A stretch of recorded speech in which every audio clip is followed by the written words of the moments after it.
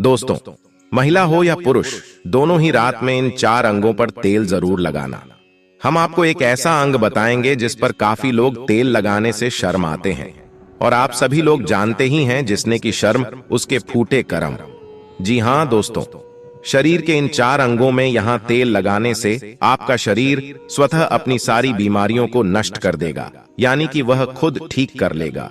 तो वह 4 अंग कौन कौन से हैं और कौन सा तेल लगाना चाहिए, ध्यान से सुनना। इस बात को, शरीर की इन 4 अंगों में से जो एक अंग है वह ऐसा अंग है जहां पर आपको तेल लगाना जरूर चाहिए।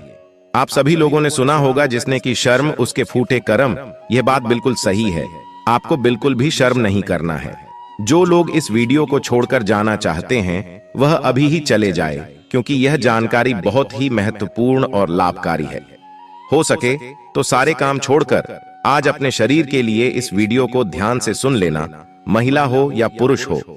बस इन 4 अंगों में तेल लगाने से आपकी थकान कम हो जाएगी और दोस्तों, आपको पूरी रात अच्छी नींद आएगी।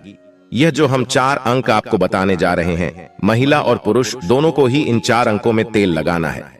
कोई भी महिला या पुरुष जो आज हम आपको बताने जा रहे हैं, हमारी बातों को हल्के में मत लेना। काफी बार क्या होता है, महिलाएं काफी ज्यादा थकान महसूस करती हैं। ऐसे में इन 4 अंगों पर तेल लगाना शुरू कर दिया तो आपकी थकावट दिनों दिन कम होती चली जाएगी। आज दोस्तों, हम आपको जो बताने जा रहे हैं, 4 अंगों में से एक अंग जहां पर आपको जरूर से जरूर तेल लगाना है, उसको बिल्कुल भी नहीं छोड़ना है। और इसीलिए उस अंग को बिल्कुल नहीं छोड़ना है, क्योंकि वहां से 72,000 नाड़ियां निकलती हैं और वहीं से ही रोग की शुरुआत होती है। अगर हम उसको बैलेंस कर लेंगे तो हमेशा हम स्वस्थ रहेंगे। इसलिए आपको बिल्कुल भी शर्म नहीं करनी है। 4 अंकों में से इस अंक के ऊपर भी तेल लगाना है, सरसों का। और अभी हम आगे वीडियो में बताएंगे वह कौन सा अंग है। और दोस्तों, 4 अंकों में से एक अंग ऐसा है जहां से हमारा पूरा शरीर चलता है, और यह वाला अंग महिला और पुरुष में दोनों में ही पाया जाता है। यह वाला अंग बहुत ही महत्वपूर्ण होता है हमारे जीवन में, और यदि इन 4 अंगों में से इस पर आप रात को सोने से पहले तेल लगा लेते हो तो यकीनन आपको अपनी लाइफ में बहुत फायदा मिलेगा।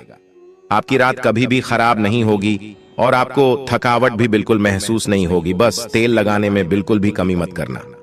अब यहां पर कुछ लोग ऐसे होंगे जो हमारी बातों को हल्के में लेंगे, क्योंकि उन्हें आयुर्वेद की नॉलेज नहीं है, उन्हें ज्ञान नहीं है। इसलिए जो हम आपको बताने जा रहे हैं, शरीर के इन अंगों में आपके बिना शर्म किया तेल जरूर लगाना है। कोई भी मनुष्य हमारी बातों को बिल्कुल भी हल्के में लेने की भूल न करें। और इन 4 अंगों में तेल लगाने से पहले सबसे पहले यह उपदेश जरूर सुनना चाहिए। इस उपदेश को सुनकर आप अपने जीवन को सफल जीवन बना सकते हैं। दोस्तों, भगवान महात्मा बुद्ध का अनमोल विचार। एक दिन एक राजा भगवान बुद्ध के पास आया। बुद्ध के आश्रम में बहुत भीड़ थी। राजा ने भगवान बुद्ध से आग्रह किया कि वह एकांत में कुछ बुद्ध से कहना चाहते हैं। तथागत बुद्ध बोले, सर्वत्र एकांत है, यही बोलो। फिर राजा ने कहा कि मैं तथागत सन्यास लेना चाहता हूं। बुद्ध गंभीर हो गए। वे बोले कि तुम्हें सन्यास होने के लिए दीक्षा के पहले मेरी एक शर्त पालन करना होगा। राजा ने स्पष्ट किया कि जब दीक्षा लेनी ही है और सन्यास होना ही है तो मुझे आपका सभी शर्तें मंजूर है। और फिर तथागत बुद्ध ने आदेश दिया और कहा, अपने कपड़े उतारो, अपने जूते उतारे और नग्न हो जाओ, और इसी नग्न अवस्था में अपने राज्य के राजमार्गों पर स्वयं को जूते मारते हुए चक्कर लगाकर आओ। राजा असमंजस में पड़ गया।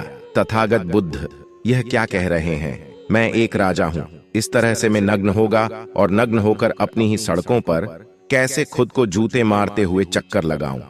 लेकिन फिर भी राजा को संतुष्ट होना था, तो उन्होंने भगवान बुद्ध की शर्तें मान ली और वे वैसा ही करने के लिए निकल पड़ा। राजा ने वैसा ही किया। वह नग्न होकर स्वयं को जूते मारते हुए राजधानी की सड़कों पर दौड़ने लगा।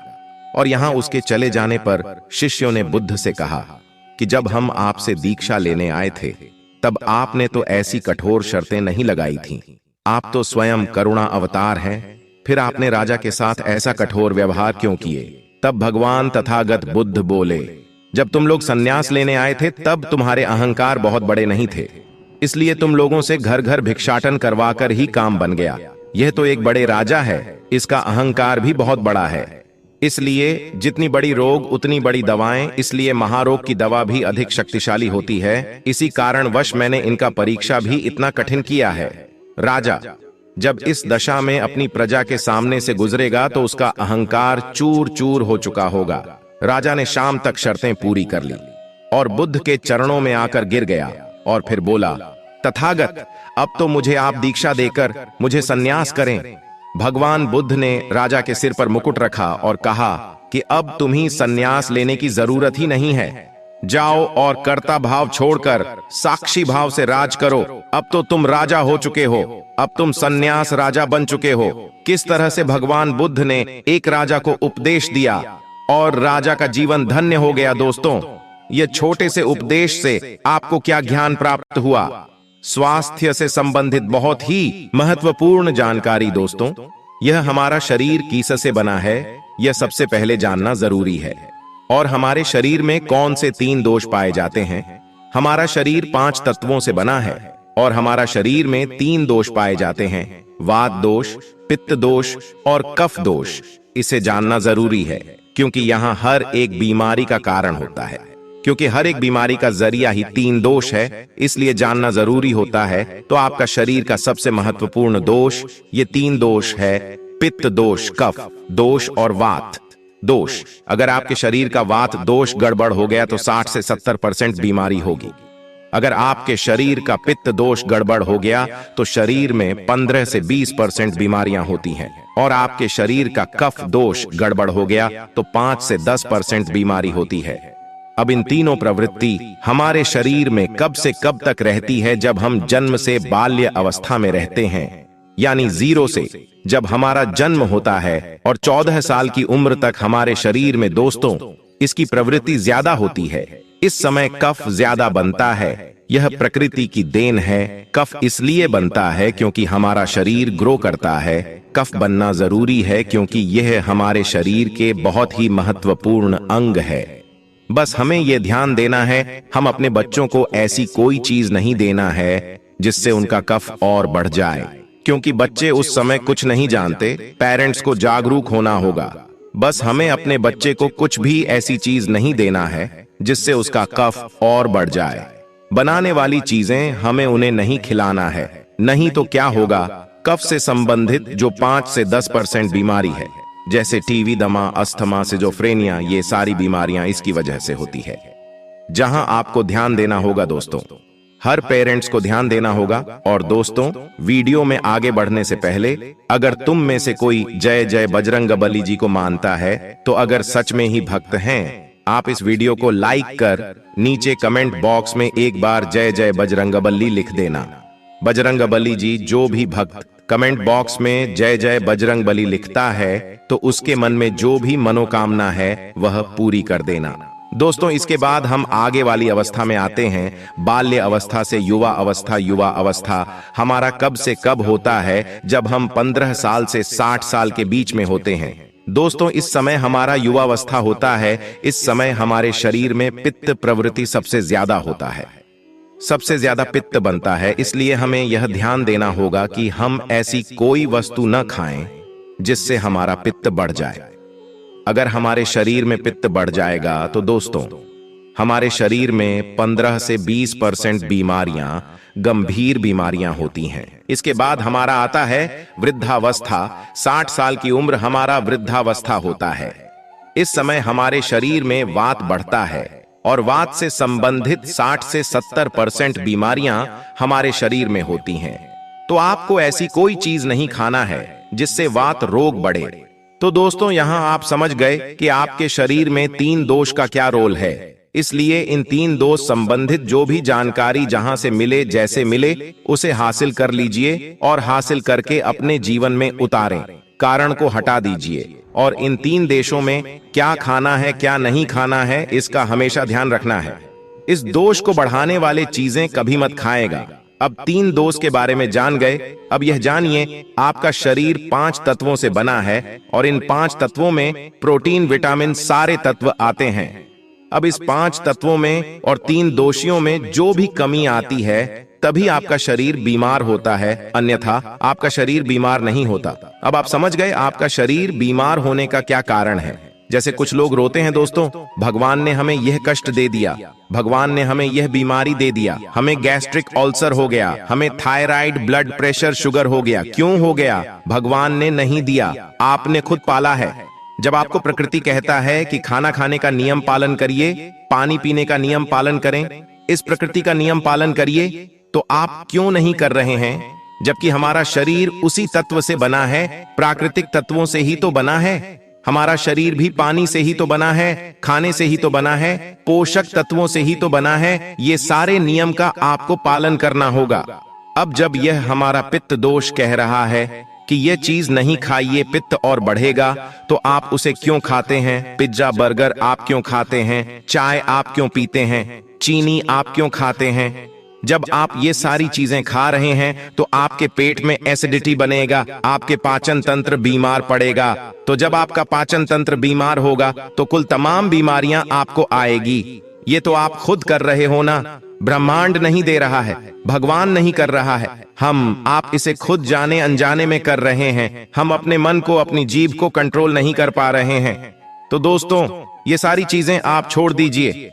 अब दोस्तों बात करते हैं हमारे शरीर में तेल कौन सा लगाना चाहिए, कहां पर लगाना चाहिए, उस पर जानते हैं। समझ गए आपका शरीर निर्माण कैसे होता है? इसे सुरक्षा करना आपके हाथ में है। इसकी सुरक्षा आप खुद करिए। शरीर की 4 महत्वपूर्ण अंग है जिससे आपके शरीर की सारी नसें जुड़ी हुई हैं।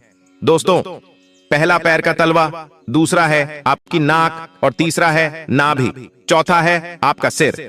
ये 4 सबसे महत्वपूर्ण अंग है और इन चारों जगह पर आपको तेल लगाना है। दोस्तों, बस यह ध्यान देना है कि आपको कब लगाना है और कैसे लगाना है, बस ये ध्यान देना है। रोज सुबह जो मॉर्निंग वॉक करता है नंगे पैर जमीन पर या फिर हरी घास पर, तो उसकी आंखों की रोशनी कभी कम नहीं होती। इसलिए आपको पैर के तालू में शुद्ध तेल लगाना है। तो पैर के तालू पर यही शुद्ध सरसों का तेल लगाना है। जब आप रात में सोने जाइए उसके पहले गुनगुने पानी से अपना पैर धो लीजिए। पैर धुलने के बाद बढ़िया से उसे साफ कर लीजिए, सूख जाएं। दोस्तों, जब आप बिस्तर पर लेटे हैं, अगर आपकी पत्नी है तो आप अपनी पत्नी से तेल दोनों पैर में थोड़ी देर मालिश करवा दीजिए, नहीं तो आप अपने हाथ से ही मालिश कर लीजिए। रात में सोते समय यही शुद्ध सरसों का तेल, और जैसे ही आप अपने 5 मिनट दोनों हाथों से मालिश करेंगे, तेल से गर्माहट आएगी दोस्तों, तुरंत ही आपको नींद आना शुरू हो जाएगा।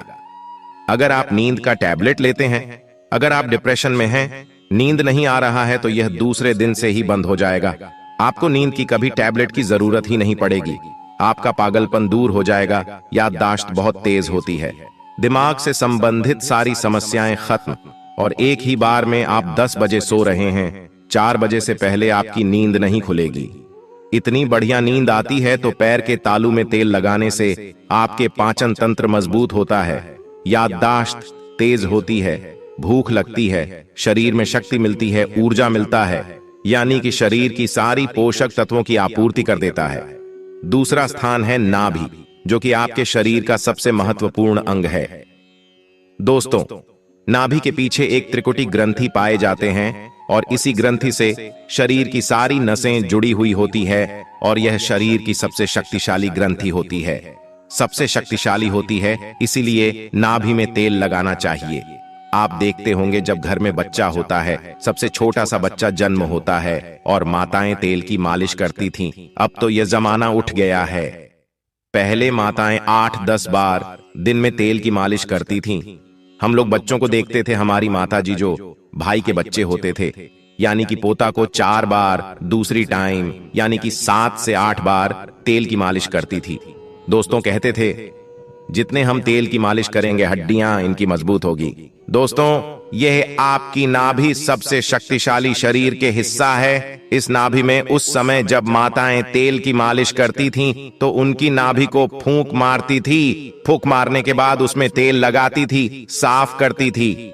तो दोस्तों, आपको नाभि में तेल लगाना है। कि किसका तेल लगाना है? शुद्ध सरसों का तेल लेना है, और रात में सोते समय आपको नाभि में तेल लगाना है। जब आप नाभि में तेल लगाते हैं तो उसके फायदे कितने हैं आप जानकर चौंक जाएंगे। दोस्तों, आपको बढ़िया से नींद आएगी, दिमाग से संबंधी कोई समस्या नहीं होगी, आपका पाचन तंत्र एकदम स्ट्रांग बना रहेगा, आपका पाचन तंत्र स्ट्रांग रहेगा, आपको भूख बढ़िया सी लगेगी, आपके शरीर के सारे दर्द दूर हो जाएंगे, आपकी आंखों की रोशनी बढ़ जाती है, यानी कि शरीर के हर एक पार्ट के लिए फायदेमंद है।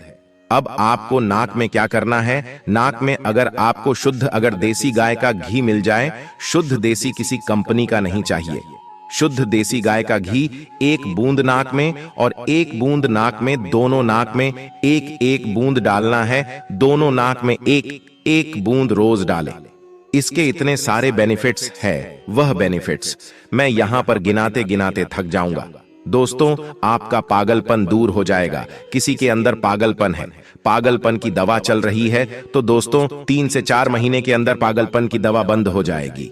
आपके कान के पर्दे में छेद है, तो कान के पर्दे का छेद बिना ऑपरेशन के ठीक हो जाएगा, सिर्फ 3 से 4 महीने में। बाकी कोई दवा ऐसे नहीं बनी जो आपको ठीक कर दे। आपको नींद की समस्या है, नींद की समस्या दूर हो जाएगी। याददाश्त कमजोर है, याददाश्त आपकी तेज हो जाएगी। शरीर में कमजोरी है, शरीर की कमजोरी दूर हो जाएगी। जुकाम आपको कभी पूरे भविष्य में नहीं होगा। जुकाम, सर्दी, खांसी, नाक से संबंधित जितने भी बीमारी है आपको नहीं होगा। अब एक बात और है, जहां से आपका शरीर पूरा ब्रेन जुड़ा हुआ है, आपको अपने सर में सरसों का शुद्ध किसी कंपनी का आप मत लीजिए। ये शुद्ध सरसों का तेल आप अपने सर में लगाइए। जैसे ये शुद्ध सरसों का तेल आप अपने सर आसानी से इसे थपथपा पाएंगे। दोस्तों, नींद आना आपको शुरू हो जाएगी, तो आप खुद देखिए नींद लाने में कितने रोल है। तो दोस्तों, आपको सिर में तेल लगाने से सोते समय कितने सारे प्रॉफिट है। आपका जो बाल है, बाल पक रहा होगा, वो भी रुक जाएगा। आपको नींद बढ़िया से आएगी, इतनी बढ़िया से आएगी कि क्या बताएं। दिमाग की याददाश्त पावरफुल होगी, शरीर की शक्ति बढ़ेगी, शरीर की कमजोरी दूर हो जाएगी, आपका पाचन तंत्र मजबूत हो जाएगा, यानी कि शरीर की सारी शक्तियां आपको मिलेंगी। दोस्तों, ये 4 अंगों पर यह तेल आप जरूर लगाएं, या देसी घी आप नाक में डालें। यह प्रक्रिया आप अपना लीजिए, आपका शरीर स्वस्थ और निरोग हो जाएगा। जैसे हमने कहा कि यह हमारा शरीर है, हमारा शरीर हमारे ऊपर डिपेंड है। तो दोस्तों, अभी तक हमने आपको जो भी बात बताई है, वह बात बहुत ही ज्यादा हमारे शरीर के लिए लाभदायक है। हो सके तो दोस्तों, जल्द से जल्द हमने जो आपको बात बताई है उसे फॉलो करें, निश्चित रूप से आपको लाभ मिलेगा। स्वस्थ रहे, सुरक्षित रहे। धन्यवाद।